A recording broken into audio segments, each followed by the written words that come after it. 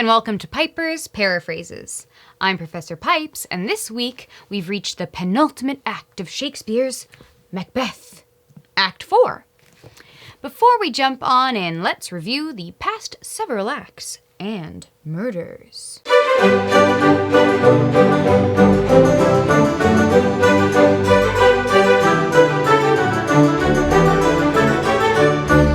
Previously in Macbeth. Macbeth heard from some witches that he would be king, so naturally, he killed the king, thus making the prophecy come true. Yay? He's chosen as king, but surprise, surprise, he's got problems. Dead King Duncan's adult kids went in hiding, and nobleman Macduff went off to see one of them in England, because he was pretty sus about the king's death. Speaking of murder, Macbeth's buddy Banquo had heard from the witches that his descendants would be kings. So Macbeth decided that obviously Banquo and his son Fleance must also be killed. Unfortunately for Macbeth, Fleance got away. Also unfortunately for him, Banquo, the unfriendly ghost, started haunting King Macbeth. And to top it all off, the witches decided to trick Macbeth into thinking he's invincible the next time he comes around. In Act 4, Scene 1, double, double, toil and trouble, fire burn and cauldron bubble. That's right, the witches are back and cooking up mischief. By the pricking of their thumbs, something wicked their way comes. And sure enough, Macbeth enters, asking for more prophecies, and boy, do they have some. First up, a disembodied head. Wait a minute. How do you have a floating head on stage with no special effects? Anyway, this head tells Macbeth to watch out for Macduff, which is no surprise to him. Next up, a bloody child tells Macbeth that none of woman born can harm Macbeth. Sounds good. Finally, a kid wearing a crown and holding a tree shows up. Again, I've got questions about that, but whatever. He tells Macbeth he won't be defeated until Birnam Wood, a forest, marches to Dunsinane Hall. Anyone else imagining the Ent from Lord of the Rings? No? Just me? Instead of the witches directly answering whether the descendants of Banquo will be kings, 8 kings walk by, followed by the ghost of Banquo, who smiles and points at them. So I guess that's a yes. And then the witches, whoosh, disappear. Soon Lennox arrives and tells Macbeth that Macduff has fled to England. So Macbeth hatches a new and truly evil plan. Raid his castle and kill his wife and children and anyone else related to him. Wow, that's dark. I've got no jokes. In Scene 2, we cut to Macduff's castle. I'm sure nothing can go wrong here. Lady Macduff and Ross are having a pretty heated conversation about Macduff fleeing. While Ross keeps repeating that Macduff may have his reasons, Lady Macduff is completely distraught, saying he's a horrible, good-for-nothing traitor who abandoned his family. You go, Lady Macduff. After warning her to be patient and calm, Ross eventually leaves, and Lady Macduff turns to her son, asking what he will do now since his father is dead. Okay, bit of a leap, but with all the murder going around, who can blame her for jumping to conclusions? Her son says he'll get by with whatever he has, but she's not satisfied and just keeps asking what will become of him now that his traitorous dad is gone or dead. Soon they're interrupted by a messenger who warns them to flee. Good call, random messenger. Lady Macduff doesn't understand why, since she's done nothing wrong. But before they could even pull up ye old Expedia, murderers enter and call Macduff a traitor. Common opinion, apparently. When Macduff's son calls them liars, they kill him. The scene ends with Lady Macduff running away and the murderers in hot pursuit. Again, super dark. In scene 3, we head on over to visit Macduff, who has recently arrived in England and is trying to convince Malcolm to return with him and overthrow Macbeth. Malcolm, though, has apparently learned from his dad's mistakes and is not willing to just trust that Macduff isn't going to, kill him. To test his loyalty, Malcolm starts insulting himself, saying he would be a worse leader than Macbeth, escalating and escalating the evil claims until Macduff cries out, "Oh, Scotland, Scotland!" and tells Malcolm he's not even fit to live. He looks pretty fit to me. Malcolm is finally sure that Macduff is trustworthy, so he's like, "Psych!" and admits he was lying, and also that he will be returning to Scotland with 10,000 warriors to overthrow the villainous Macbeth. Macduff is like, "What?" But his confused happiness is interrupted by a doctor who comes in to let Malcolm know that there's a crew of sick people waiting to see the king. As the doctor heads out, Macduff asks what the illness is, and Malcolm says it's called the evil. Okay. He also says that the English king has a healing touch that can cure illnesses. Sounds legit. Next, Ross arrives, saying that Scotland is doing pretty dang terribly. When Macduff asks about his family, Ross is basically like, they were at peace when I left. Yeah, like rest in peace. Ross has come to beg Malcolm to return since Macbeth is already preparing an army. When Malcolm reassures him that he's coming home with his own army, Ross decides that now is as good a time as any to tell the truth and admit that Macduff's whole family is dead. Macduff quickly goes through some of the stages of grief, denial, depression, and revenge. Oh wait, that's not one of them. Well, it is for these guys.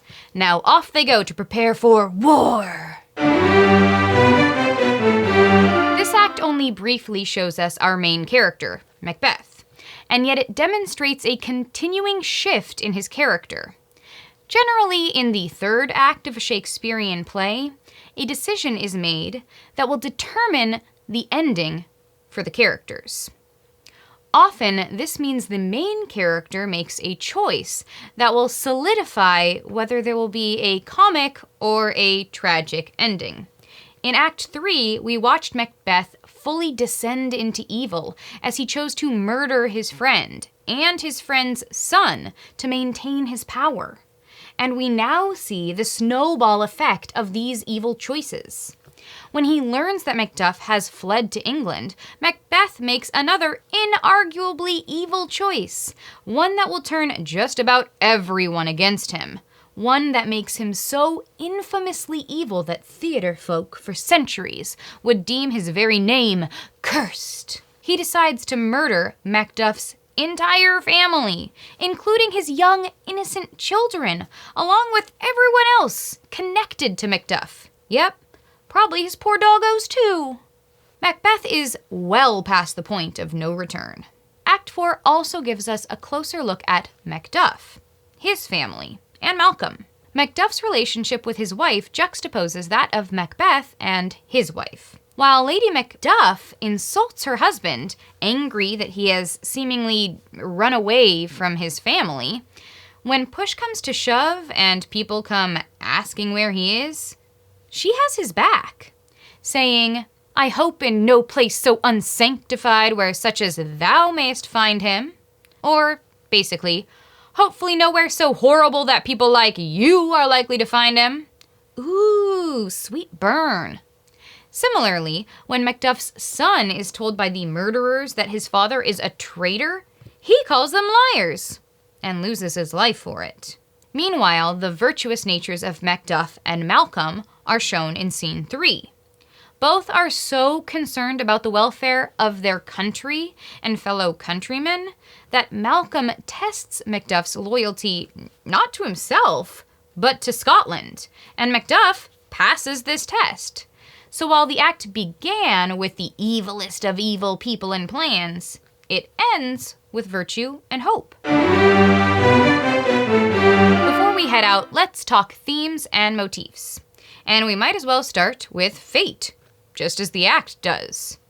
You may recall that in Act 3, the witches decided to mess with Macbeth by telling him prophecies that would give him a false sense of security. And in the first scene of this act, they do just that. They use some clever wordplay to convince Macbeth that he can't be killed by anyone and won't be defeated unless a forest suddenly gains sentience and starts marching towards the castle. Those things seem impossible, and we won't understand exactly what kind of trick they are until the next act. So for right now, let's focus on the question that these prophecies bring up. Is it fate? This is utterly complicated. The witches wanted to trick Macbeth to ruin him. This would imply that there are different possible futures for him, that his actions determine his future rather than fate. The belief in the fate of these prophecies will manipulate him into falling victim to his own self-assurance and pride. However, the wordplay that the witches use will end up being exactly correct, suggesting that they do know precisely what will happen. So let's complicate things further. Macbeth was perfectly satisfied to believe that his prophecy to become king was fate, so he killed the king to make it true. At the same time, he didn't believe that the prophecy about Banquo's descendants was unalterable fate. Macbeth thought he could overthrow this prophecy by killing Banquo and Fleance.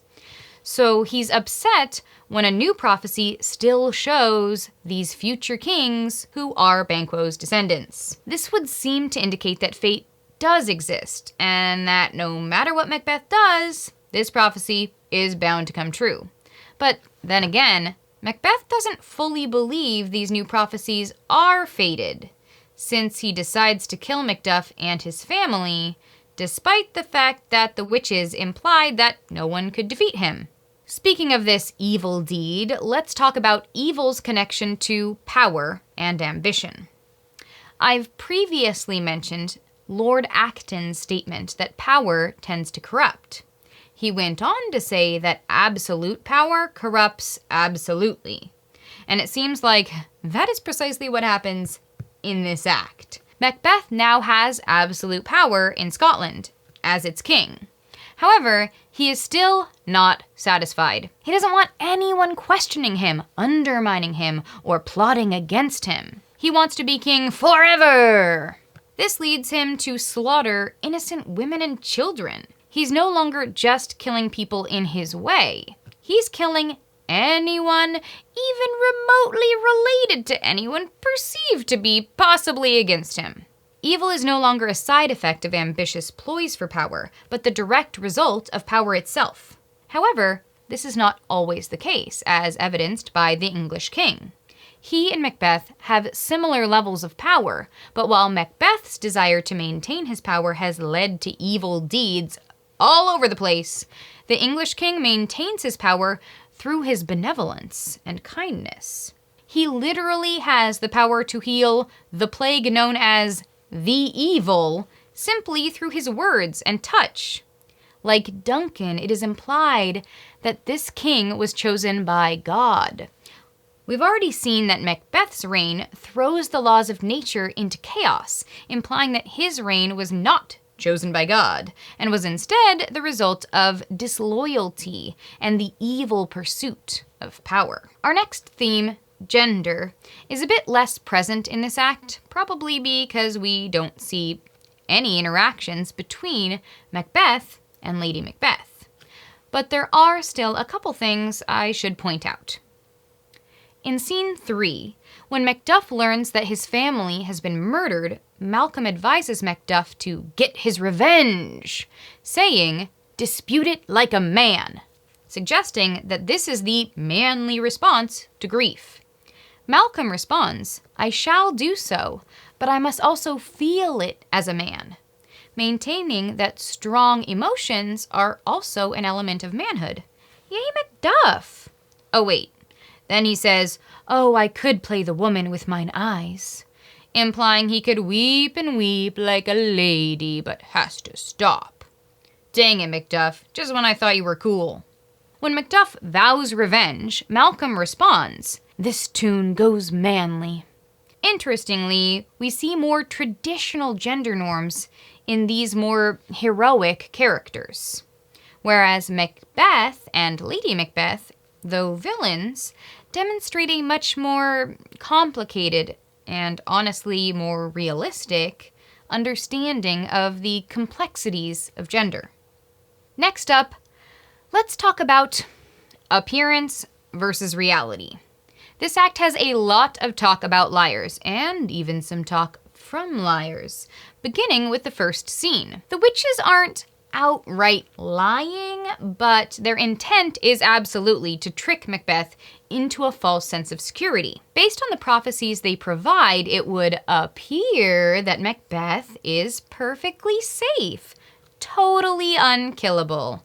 But we will soon see that this is far from the truth. In the next scene, Lady Macduff and her son discuss whether Macduff is a traitor, for he appears to have abandoned his family, while in actuality he has gone off in an attempt to save them and the rest of the country. In this case, secrecy is supposed to be helpful, but as we soon see, even this small deception still leads to death and destruction. Macduff's son comments on the prevalence of liars, saying that there are liars and swearers enough to beat the honest men and hang them, meaning that the liars of the world far outnumber the honest. True, or is it a lie? Meanwhile, Malcolm has clearly learned from his father's blind trust, saying, "That which you are, my thoughts cannot transpose. Angels are bright still, though the brightest fell."